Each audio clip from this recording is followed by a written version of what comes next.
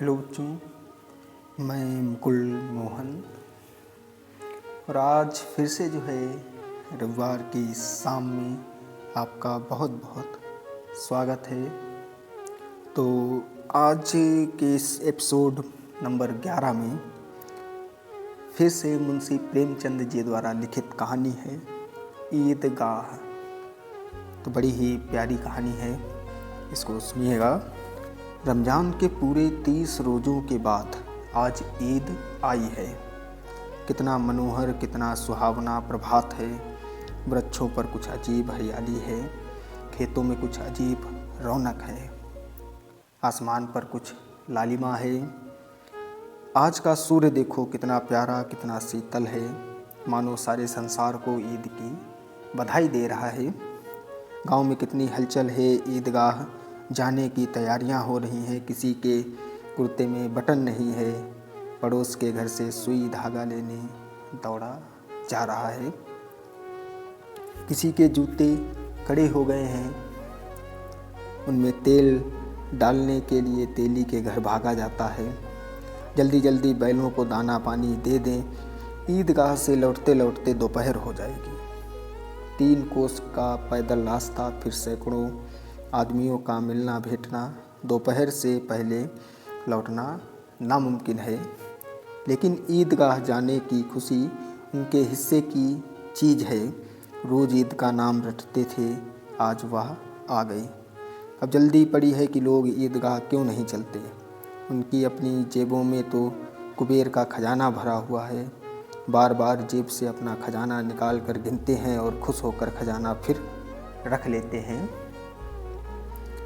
हमें आज का जो समय है, इसमें जो प्यारे प्यारे बच्चे हैं, इनको सबको कहानियाँ सुनानी चाहिए। घर में जितने बड़े लोग हैं, अपने बच्चों को, या जितने बड़े भाई बहन हैं, सभी जो है अपने बच्चों को कहानियाँ सुनाने का प्रयास करें। कहानियाँ हमें गाँवों से जोड़ती हैं, हमें लोगों के व्यवहार से जोड़ती हैं। कहानियों में बहुत कुछ है। आगे देखिए, खजाना फिर रख लेते हैं। सबसे ज़्यादा प्रसन्न है हामिद, गरीब सूरत, दुबला पतला लड़का जिसका बाप गत वर्ष हैजे की भेंट हो गया। फिर एक दिन माँ भी मर गई। अब हामिद अपनी बूढ़ी दादी अमीना की गोद में सोता है और उतना ही प्रसन्न है। उसके अब्बा जान रुपए कमाने गए हैं, बहुत सी थैलियाँ लेकर आएंगे। अम्मी जान अल्लाह मियाँ के घर से उसके लिए बड़ी बड़ी चीज़ें लाने गई हैं। इसलिए हामिद प्रसन्न है। और फिर बच्चों की आशा, उनकी कल्पना तो राई का पर्वत बना लेती है। हामिद के पाँव में जूते नहीं हैं, सिर पर एक पुरानी धुरानी टोपी है जिसका गोटा जो है काला पड़ गया है। फिर भी वह प्रसन्न है। अभागिन अमीना कोठरी में बैठी रो रही है। आज ईद का दिन है और उसके घर में दाना नहीं। इस अंधकार और निराशा में वह डूबी जा रही है। किसने बुलाया था इस निगोड़ी ईद को। इस घर में उसका काम नहीं है, लेकिन हामिद, उसे किसी के मरने जीने से क्या मतलब। उसके अंदर प्रकाश है, बाहर आशा। विपत्ति अपना सारा दल बल लेकर आए, हामिद की आनंद भरी चितवन उसका विध्वंस कर देगी। हामिद भीतर जाकर दादी से कहता है, तुम डरना नहीं अम्मा, मैं सबसे पहले आऊँगा। बिल्कुल मत डरना। अमीना का दिल कचोट रहा है। गांव के बच्चे अपने अपने माँ बाप के साथ जा रहे हैं। हामिद का अब अमीना के सिवाय कौन है। उसे कैसे अकेले मेले में जाने दें। उस भीड़ भाड़ में बच्चा कहीं खो गया तो क्या होगा। नहीं, अमीना उसे यूँ ना जाने देगी। नन्ही सी जान, 30 कोस चलना है, चलेगा कैसे। पैरों में छाले पड़ जाएंगे, जूते भी तो नहीं हैं। कुल 2 आने पैसे बच रहे हैं, 3 पैसे हामिद की जेब में, 5 अमीना के बटुए में। यही तो बिसात है और ईद का त्यौहार। अल्लाह ही बेड़ा पार लगाए। अमीना कहती है, गांव से मेला चला और बच्चों के साथ हामिद भी जा रहा था।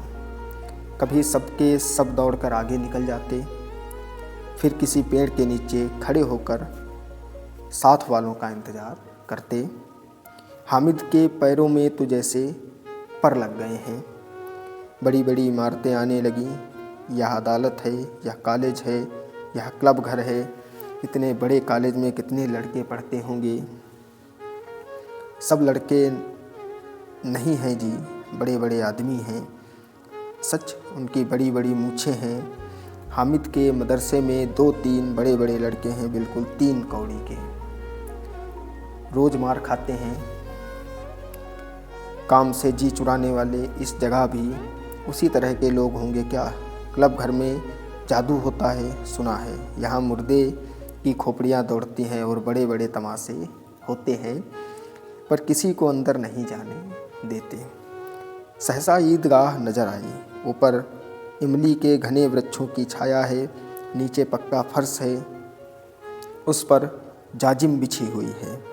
रोजेदारों की पंक्तियाँ एक के पीछे एक न जाने कहाँ तक चली गई हैं। यहाँ कोई धन और पद नहीं देखता। इन ग्रामीणों ने भी वजू किया और पिछली पंक्ति में खड़े हो गए। कितना सुंदर संचालन है, कितनी सुंदर व्यवस्था। हजारों सिर एक साथ सजदे में झुक जाते हैं, फिर सबके सब एक साथ खड़े हो जाते हैं।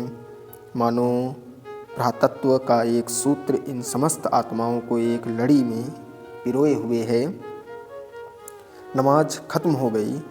लोग आपस में गले मिल रहे हैं। अब मिठाई और खिलौनों की दुकानों पर धावा होता है। ग्रामीणों का यह दल इस विषय में बालकों से कम उत्साही नहीं है। यह देखो, हिंडोला है, 1 पैसा देकर चढ़ जाओ। कभी आसमान पर जाते हुए मालूम होगे तो कभी ज़मीन पर गिरते हुए।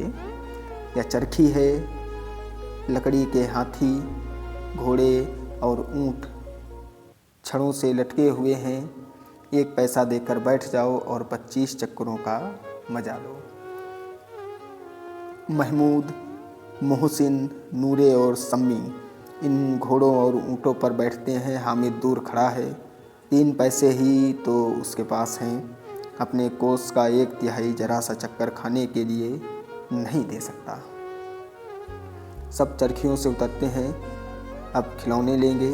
इधर दुकानों की कतार लगी हुई है, तरह तरह के खिलौने, सिपाही और गुजरिया, राजा और वकील, भिस्ती और धोबिन। वाह, लगता है अब बोलना ही चाहते हैं। महमूद सिपाही लेता है, खाकी वर्दी और लाल पगड़ी वाले, कंधे पर बंदूक रखे हुए। मालूम होता है अभी कवायद किए चला रहा है। मोहसिन को भिस्ती पसंद आया। कमर झुकी हुई, ऊपर मशक रखे हुए है। मशक का मुंह एक हाथ से पकड़े हुए है। इतना प्रसन्न है, शायद कोई गीत गा रहा है। बस मशक से पानी उड़े रहना ही चाहता है। नूरे को वकील से प्रेम है। काला चोंगा, नीचे सफ़ेद अचकन की सामने की जेब में घड़ी, सुनहरी जंजीर, एक हाथ में कानून का पोथा लिए हुए। मालूम होता है अभी अदालत से जिरह या बहस किए चले आ रहे हैं। ये सब 2-2 पैसे के खिलौने हैं। हामिद के पास कुल 3 पैसे हैं। इतने महंगे खिलौने कैसे ले? खिलौना कहीं हाथ से छूट पड़े तो चूर चूर हो जाए, जरा सा पानी पड़े तो सारा रंग धुल जाए। ऐसे खिलौने किस काम के? उन्हें लेकर वह क्या करेगा? खिलौनों के बाद मिठाइयाँ आती हैं। किसी ने रेवड़ियाँ ली हैं, किसी ने गुलाब जामुन, किसी ने सोहन हलवा। मज़े से खा रहे हैं। हामिद बिरादरी से पृथक है। अभागे के पास 3 पैसे हैं, क्यों नहीं कुछ लेकर खाता? लचाई आँखों से सबकी ओर देखता है। मिठाइयों के बाद कुछ दुकानें लोहे की चीज़ों की हैं। लड़कों के लिए यहाँ कोई आकर्षण नहीं है, वे सब आगे बढ़ जाते हैं। हामिद लोहे की दुकान पर रुक जाता है। उसे ख्याल आया दादी के पास चिमटा नहीं है। तवे से रोटी उतारती हैं तो हाथ जल जाता है। अगर वह चिमटा ले जाकर दादी को दे दे तो कितनी प्रसन्न होगी। फिर उनकी उंगलियां कभी नहीं जलेंगी। घर में काम की एक चीज़ हो जाएगी, खिलौनों से क्या फ़ायदा, व्यर्थ में पैसे खराब होते हैं। जरा देर को तो खुशी होती है, फिर तो खिलौनों की ओर आंख उठाकर भी नहीं देखता। चिमटा कितने काम की चीज़ है, रोटियां तवे से उतार लो, चूल्हे में सेंक लो, कोई आग मांगने आए तो झटपट चूल्हे से आग निकाल कर उसे दे दो।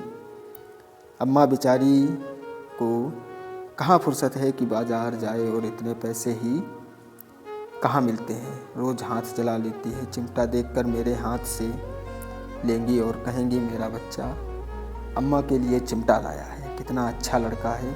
उसने दुकानदार से पूछा ये चिमटा कितने का है। दुकानदार ने उसकी ओर देखा और कोई आदमी साथ ना देखकर कहा यह बिकाऊ नहीं है जी। हामिद, बिकाऊ क्यों नहीं है और यहाँ क्यों लाए हो? दुकानदार, बिकाऊ है क्यों नहीं? हामिद, तो बताते क्यों नहीं कि कै पैसे का है? दुकानदार, 6 पैसे लगेंगे। हामिद का दिल बैठ गया, फिर भी हिम्मत करके बोला ठीक ठीक, कितने पैसे लोगे? दुकानदार, ठीक ठीक 4 पैसे लगेंगे, लेना है तो लो, नहीं तो चलते बनो। हामिद ने कलेजा मजबूत करके कहा 3 पैसे लोगे, और आगे बढ़ गया कि दुकानदार की घुड़की ना सुने। लेकिन दुकानदार ने घुड़कियाँ नहीं दी, बुलाकर चिमटा दे दिया। हामिद ने उसे इस तरह कंधे पर रखा मानो बंदूक हो, फिर शान से करता हुआ साथियों के पास आया। मोहसिन ने हंसकर कहा यह चिमटा क्यों लाया बुद्धू, इसका क्या करेगा? हामिद ने चिमटे को ज़मीन पर पटक कर कहा जरा अपना भिस्ती तो ज़मीन पर गिराओ, सारी पसलियाँ चूर चूर हो जाएंगी बच्चों की। महमूद बोला यह चिमटा कोई खिलौना है? हामिद, यह खिलौना क्यों नहीं है, कंधे पर रखा बंदूक हो गई, हाथ में लिया फ़कीरों का चिमटा हो गया। चाहूँ तो इससे मजीरे का काम ले सकता हूँ। एक चिमटा जमा दूँ तो तुम लोगों के सारे खिलौनों की जान निकल जाए। तुम्हारे एक खिलौने कितना ही जोर लगाएं, मेरे चिमटे का बाल भी बांका नहीं कर सकते। बहादुर शेर है मेरा चिमटा।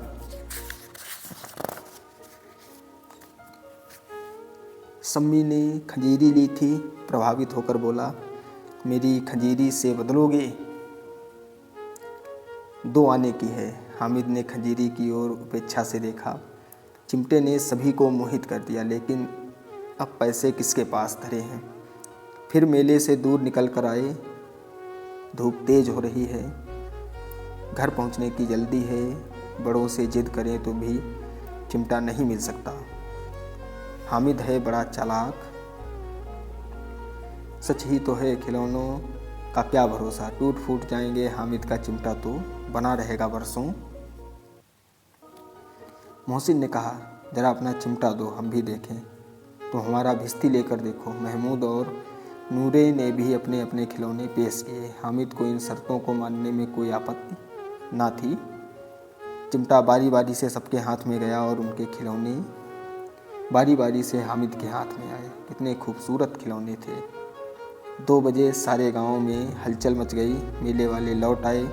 मोहसिन की छोटी बहन ने दौड़कर भिस्ती हाथ से छीन लिया और खुशी के मारे उछली तो मियाँ भिस्ती नीचे आ रहे और सुरलोक सिधारे। अब मियाँ हामिद का हाल सुनिए। अमीना उसकी आवाज़ सुनते ही दौड़ी और उसको गोद में उठाकर प्यार करने लगी। सहसा उसके हाथ में चिमटा देखकर वह चौंकी। बोली यह चिमटा कहाँ से लाया? मैंने मोल लिया है। कै पैसे में? 3 पैसे दिए। अमीना ने छाती पीट ली। यह कैसा नासमझ लड़का है कि दोपहर हो गई, ना कुछ खाया ना पिया, लाया क्या? चिमटा। सारे मेले में तुझे और कोई चीज़ ना मिली जो यह लोहे का चिमटा उठा लाया? हामिद ने अपराधी भाव से कहा तुम्हारी उंगलियां तवे से रोटी उतारते समय जल जाती थी, इसलिए मैंने चिमटा लिया।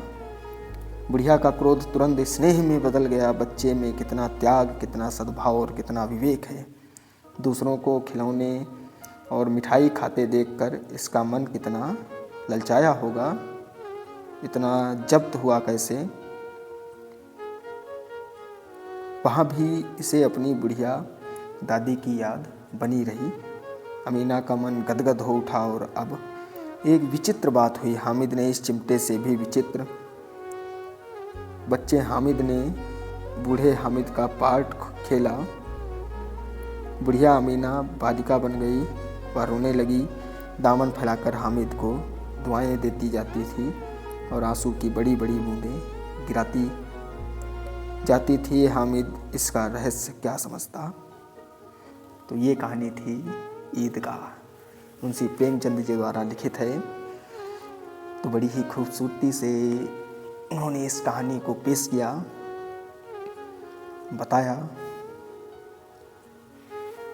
तो फिर जो है कुछ नई कहानियों के साथ, कुछ नए किस्सों के साथ उपस्थित होंगे।